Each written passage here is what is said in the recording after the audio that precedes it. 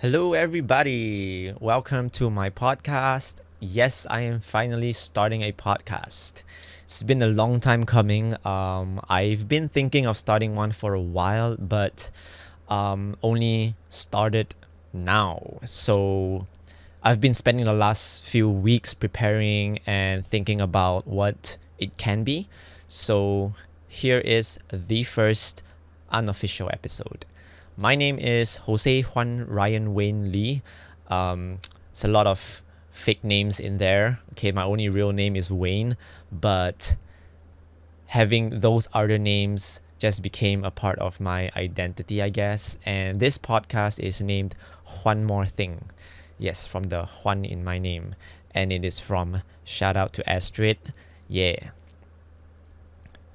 So, a little bit about me. For those that want to know more about me, I've been a freelance dance instructor for the past 7, 8 years. Then I've been dancing since secondary school. So, yeah, a couple of years before then. Other than that, I have done like the usual part time jobs in between. But yeah, mainly a dance instructor. And I mainly teach my secondary schools. That is where I am focused on at the moment. So, why am I starting this podcast now? So, for many of you who know me, I kind of like to think a lot about life. Yeah, so for more specifically, it's like different school of thoughts, different reasons why do certain things happen, finding the meaning in different scenarios or different things that happen, and not just about myself, but also learning about other people and their experiences.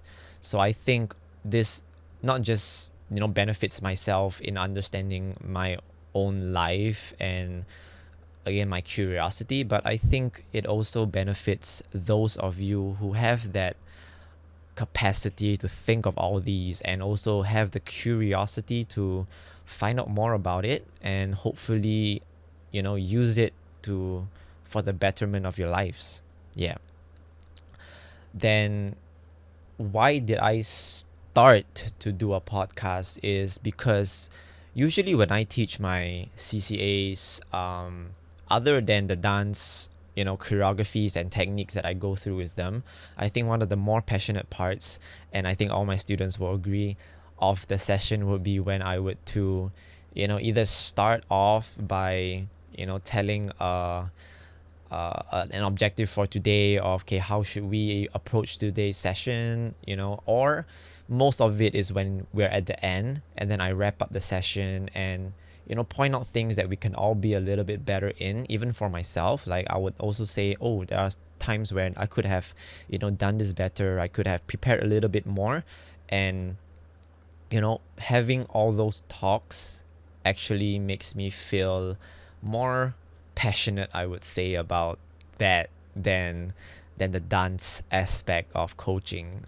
I still love dance, but I think this just excites me more. So to release a little bit of that, excitement and passion, maybe I would do it through this medium where it can also reach audiences that I usually will not have access to, because again, I only do this during my CCA sessions. And yeah, I don't know, maybe all my students are tired of listening to me. Not kidding, I know you are not. But for the hopes of reaching out other people which it may benefit, I think I just want to try to see how much people I can reach, and hopefully it helps some of y'all. So, real quick, what can you expect from this podcast? I think first and foremost, you've been seeing me put out those IG reels that I do once in a while. So, just little bits and pieces of thoughts that I come up with or am influenced by through the content that I create.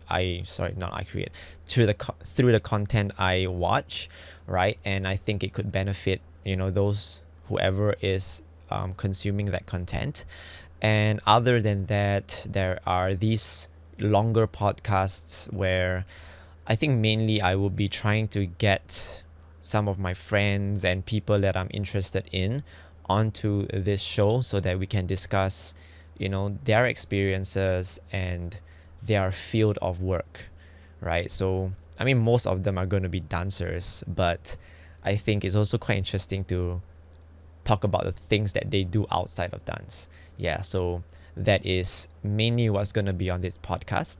Other than interviews with the people that I admire and look up to, I think you can also expect a little bit more of like understanding myself, so stories about my experience, just going through what I did to help myself through whatever experiences I had, good or bad. And maybe some of those personal learnings from myself can also help all of you who maybe face the same things, right? Because I know everyone's life is different, but there are some commonalities here and there, like the stress of studies, some mental health concerns, how to balance your life, how to do certain things and perceive things a certain way. So maybe some of that could be interesting to you. And that leads me to the last one, which is I genuinely hope that through all of this that you start to develop yourself as well. I mean, not physically, because I can't, maybe I'll do a PT version one day, but I mean mentally and maturing yourself in how you approach things and how you can then better yourselves, which then can help to better the people around you. Other than that, there will be like some of these podcasts where it'll just be myself and I will be talking about, whatever it is that is interesting to me at this point. Actually, if there is anything that all of you would like to see specifically on this podcast, all you got to do is just let me know, DM, comment, whatever it is that you would like me to talk about or, just see included in this podcast. Yeah, just let me know.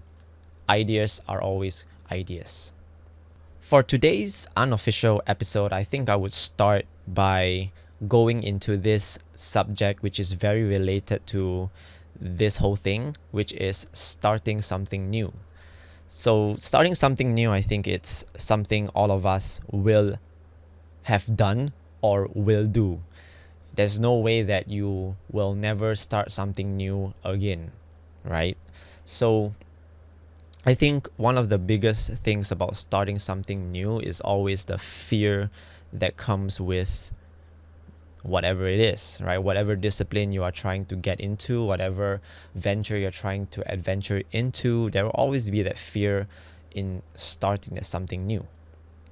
So I'm going to try to talk about how I handle that fear. Yeah. So I got 3 points. Okay. So the first one is trying to understand that fear is something that we can build a relationship with, right? So it is not something that we should fear, or it should not be something that we automatically attach negative emotions towards. We can build a relationship with fear because fear actually helps us become better at whatever it is that we are doing. Right? So fear actually is a bodily response to, I would say, imminent danger. So what it does is it alerts us, it keeps us more primed so that we can take action if we need to. And we can also be a little bit more cautious in our surroundings and what is happening. So hearing me explain it like that, you actually get a sense that actually these are useful things, right? These are survival tools. So if we are able to harness that into a beneficial thing, right? Instead of using it to run away, we use it to be more alert in stepping into that whatever it is. It can actually help us. So I like this quote that fear is a mile wide and an inch deep. So the sheer vastness of the unknown in front of you is what makes us paralyzed in that sense, right? It's like, oh my gosh, where is the end? I cannot see the end. There's so many things that is unknown.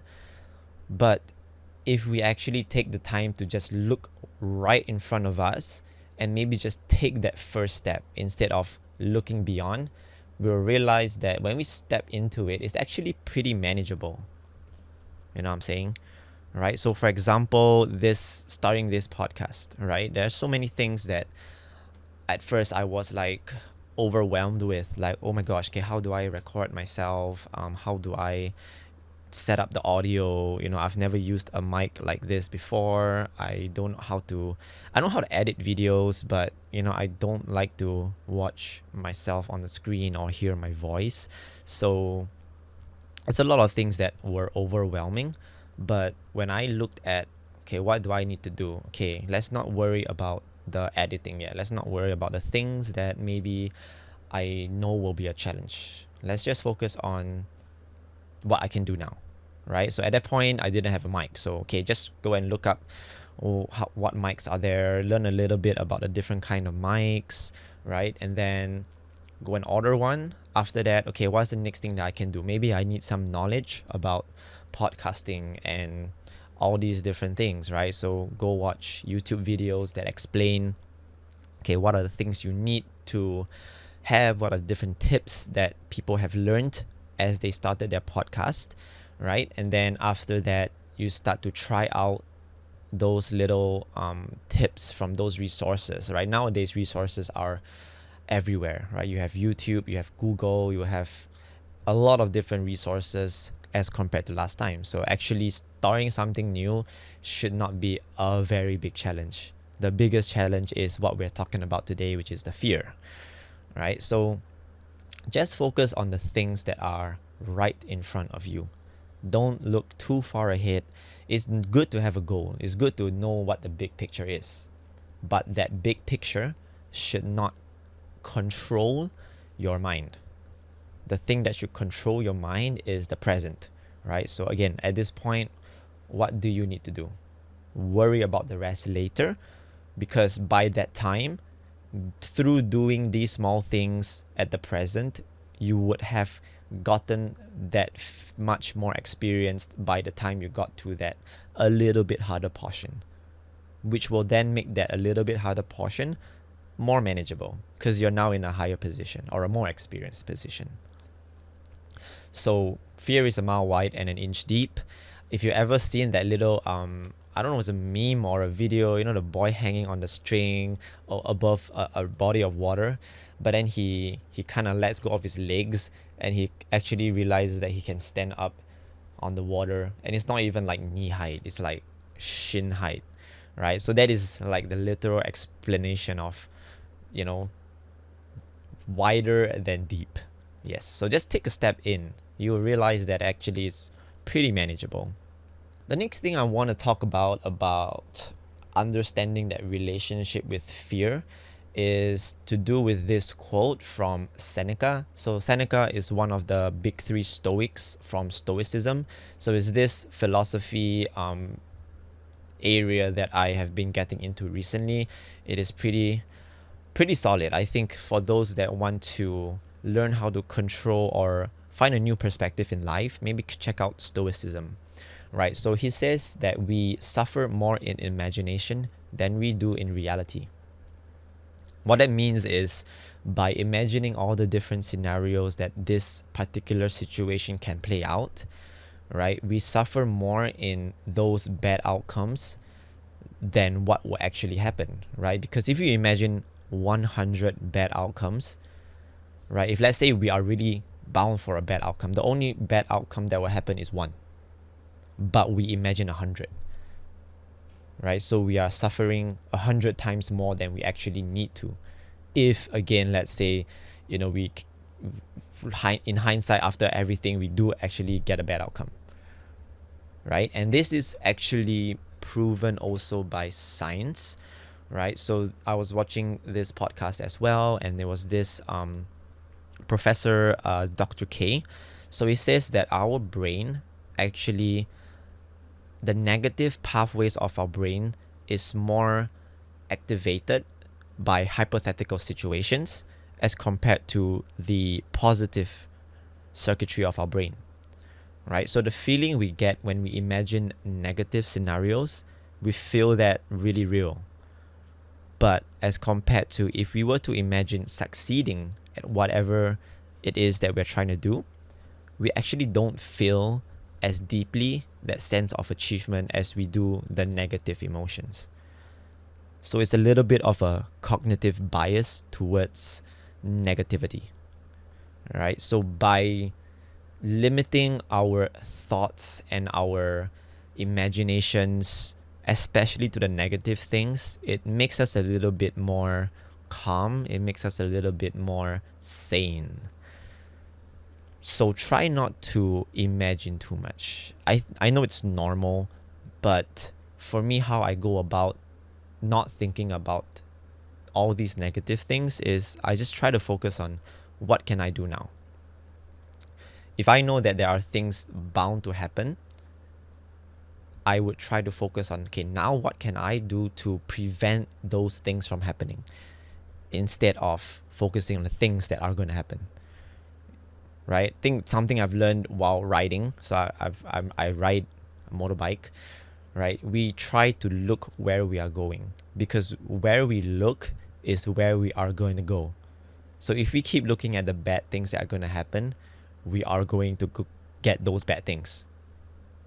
Right? It's again, I think that quote, do not tell a pilot to avoid an obstacle, because they will end up focusing on that obstacle and they will hit it. So we suffer more in imagination than in reality. Don't imagine too much. Focus on the now.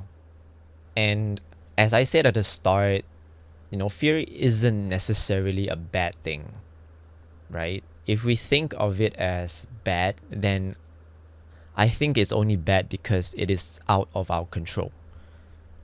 When things are out of control, that's when we fear it. So what can we do to things that are out of control in order for us to not fear it? It is learning how to control it, right? If we ignore it and let it be out of control, we will forever fear it. But if we learn how to manage it, we learn to harness it into something good and positive, we will no longer fear it. We'll be friends with it because it helps us. So we need to find a way to harness this fear. If we know what fear does to us, then we can channel that into the right direction. So again, fear makes us more alert, it makes us more cautious, it makes us ready to do things. It fills us with adrenaline because fight or flight. So if we are able to channel that into positive outcomes, so being more cautious makes us analyze things more. It makes us make better decisions. It helps us to predict certain dangers for certain scenarios, right? So if you have to have a big decision, this is going to help. If we are, let's say, unmotivated, right? Being scared of something gives us a little bit of adrenaline. So we need to understand and identify when that kicks in, and then just find a way to force ourselves to do the work. We will have the energy for it. So there's this analogy about a raging river. So raging rivers are bad. Generally speaking, you're seeing floods all over the world nowadays because of the weather. A lot of villages are being destroyed, a lot of fields are being flooded, and it generally is a bad thing. But then think again, how do we generate electricity from hydro dams? It is through the same body of water, and it needs a high amount of energy, which essentially is like a raging river. So if we know what the problem is, we can then change our thought process of, okay, this is actually not a problem. This is a potential for us to make it into something better. So that's what we need to do with fear.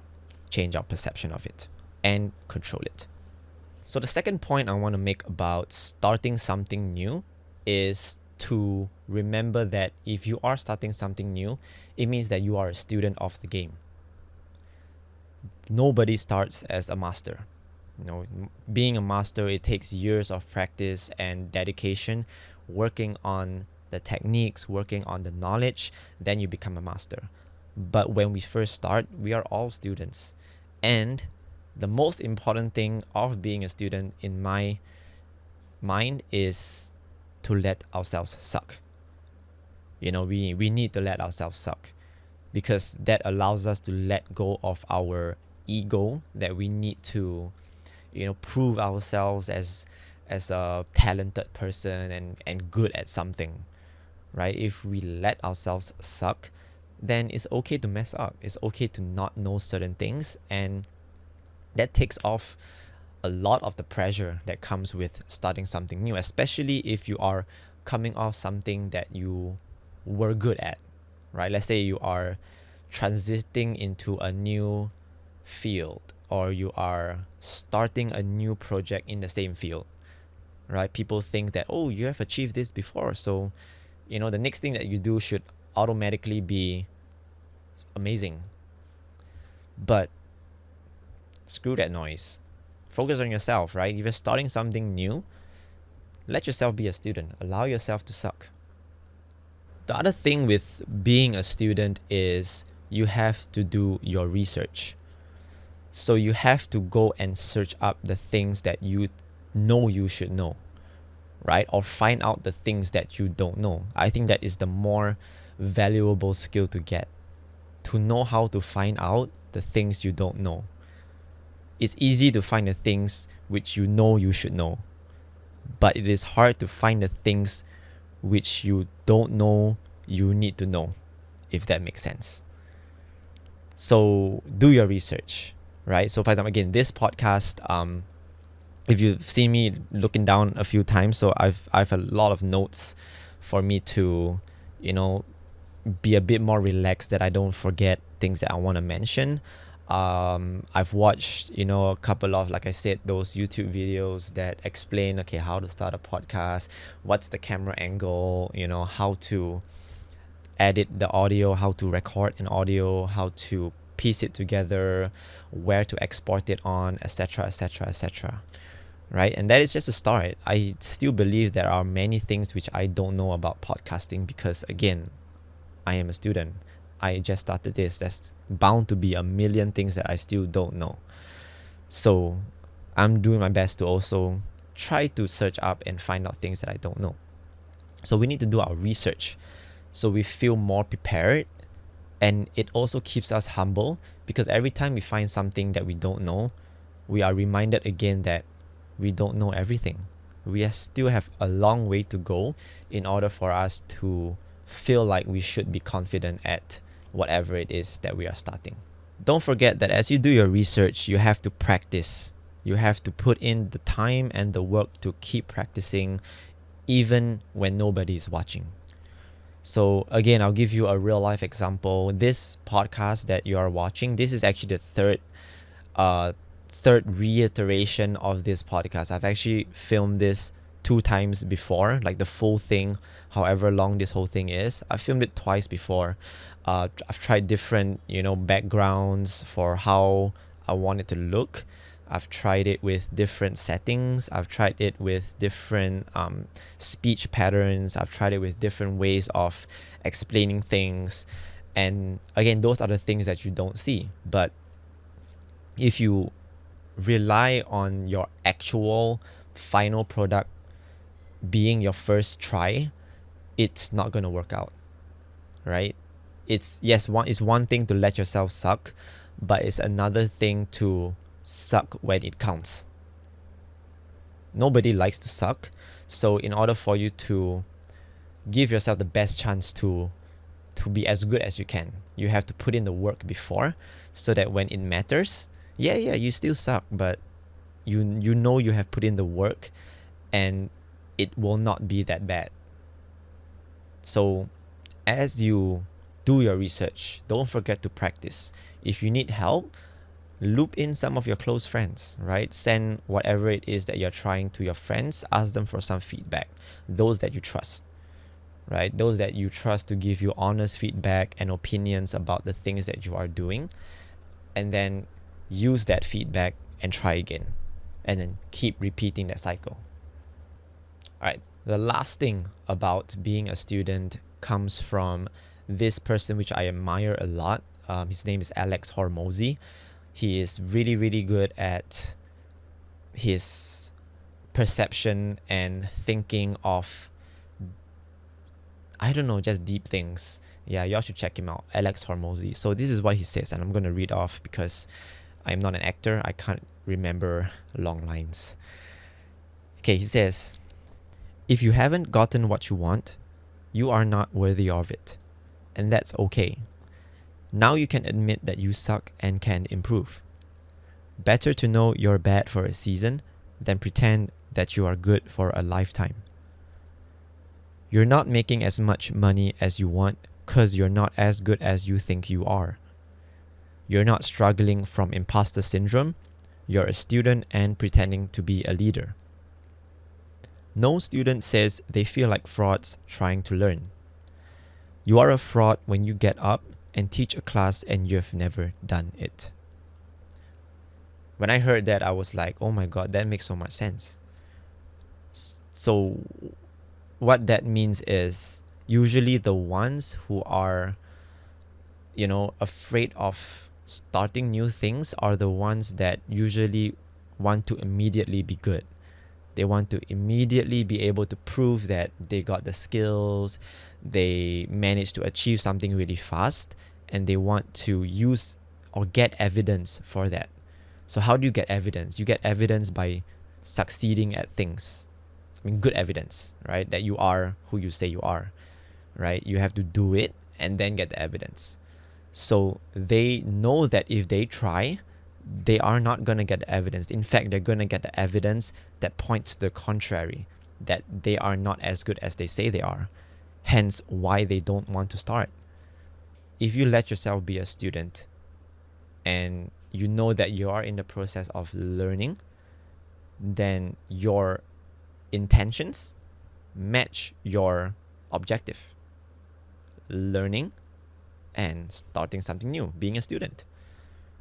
Right? If your intention is to be amazing, that is something that maybe only a master can do.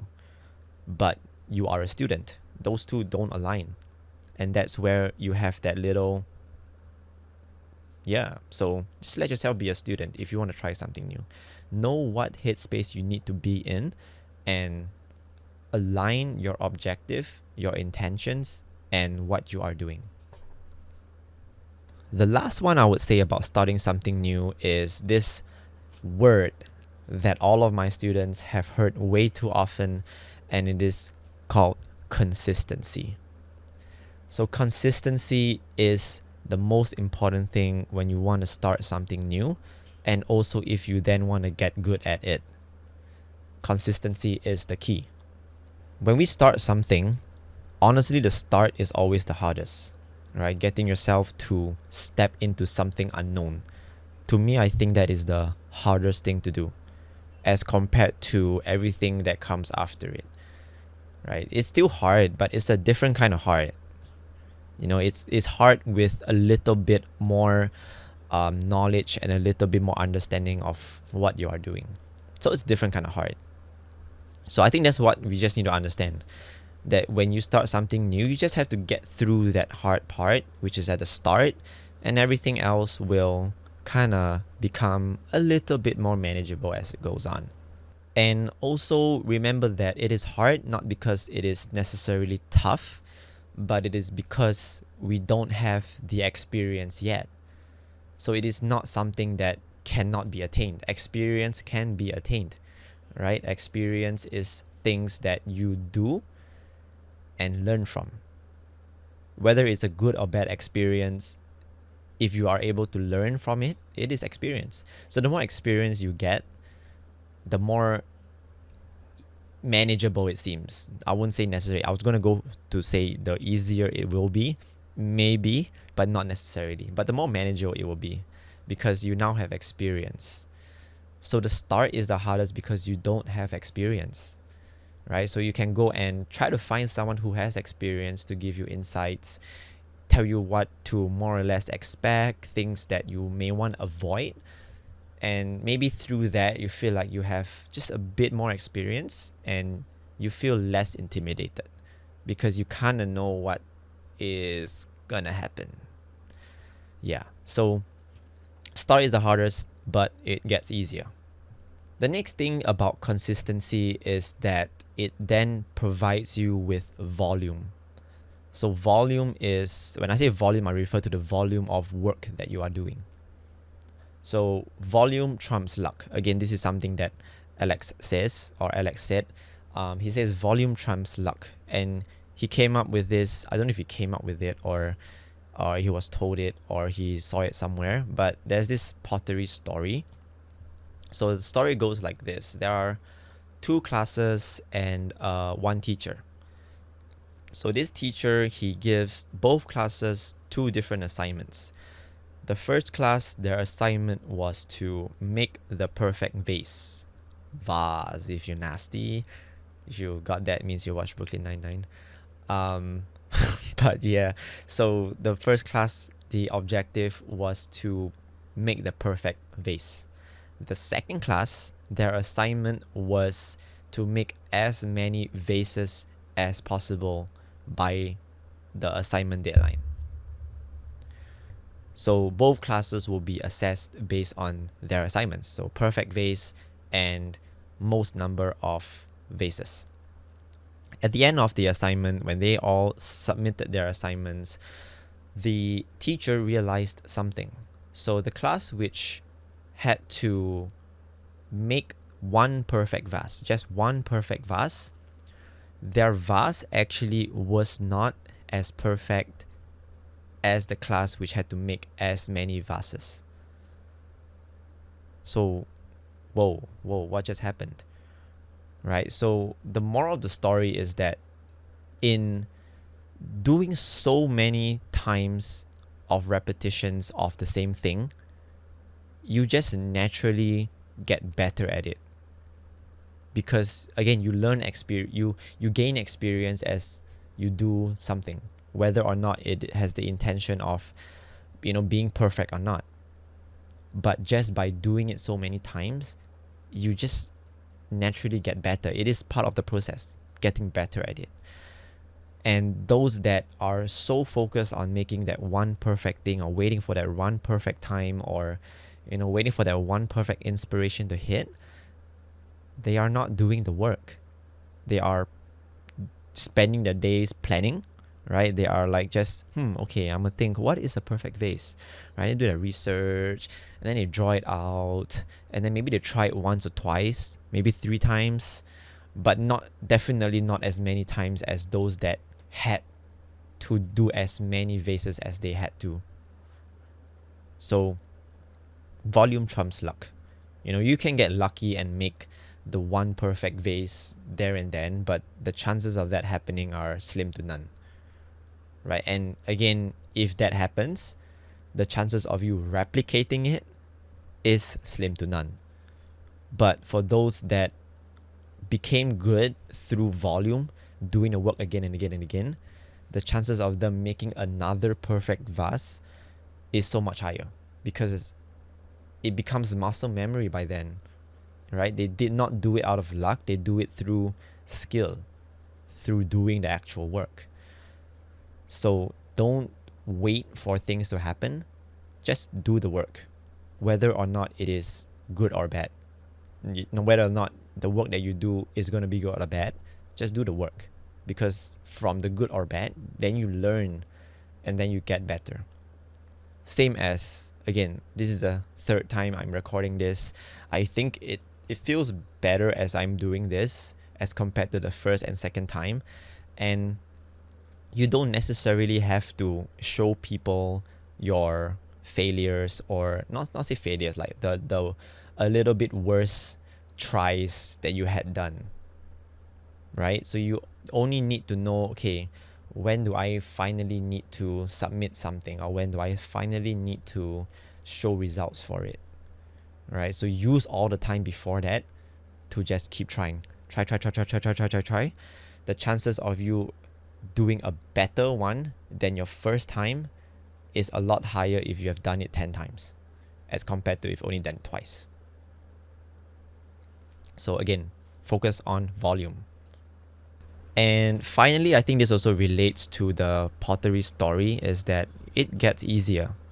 By the time you've done like your 10th time of something, you naturally find a process, you find a flow, you find the things that you need to focus on, and you create systems, right? So for this podcast, right, I know where my mic is, I know where I need to place it, I know how high this tripod needs to be. Okay, after this, I know the system and process of, okay, I gotta edit my audio, I gotta link it with the video. The first time I did it, I was like super clueless. Not super, like I'm not foreign to technology, but it took me like, I think at least twice as long as it would now for me to edit everything, right? Color grade, match the audio, sync up the tracks, export, and all of those different things. So by the X amount of time that you have done something, it gets a lot easier. So that is one thing that consistency then brings, right? It brings a little bit more ease, it brings a bit more efficiency to the process, and you feel a bit better because you know how hard it was when you first started. And then you compare it to now, you know that actually, yeah, I have improved. Yeah, I've made it this far, it's a little bit easier, which is evidence. Evidence, again, that's important. Evidence that you are getting better. And it's only through consistency and doing it again and again and again that you develop these systems that make it faster and easier to say. And yes, that is my take on starting something new. And yeah, I think it connects a lot with what I'm doing here. Like, this is something new for me. And as I went through this process of starting this, that is what, kind of ran through my mind. Or maybe at least when I reverse engineered it, I went back and thought about what my headspace was like when I was doing all this.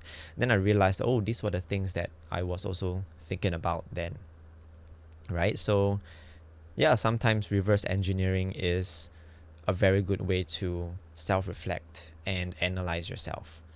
Fun fact, in primary school, I think working backwards in maths was like my favorite topic to do, because you have the answer, right? The answer is given for you and you just gotta work back. Okay, but anyway, yeah, so this is One More Thing, and I hope you are excited to watch all the other episodes. I am definitely excited to talk to some of the guests that I have coming on. I think they have a lot of insight to things that I wish I knew when I was a little bit younger.